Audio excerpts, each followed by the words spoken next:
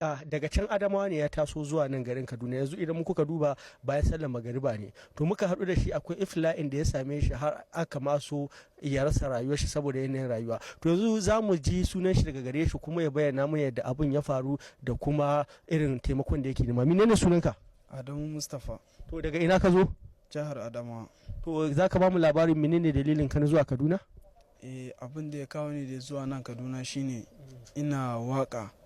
To a garinmu yanzu ana iya ɗauka na waka ma in je in yi wakan biki ko sauran abu da wayansu dai haka. To sai ni kuma daman masoyin Umar M Sharif ne. Tun daga da can ma ina ƙaunarsa sosai, tun daga waƙarsa na baya har zuwa yanzu ina da burin in haɗu da shi.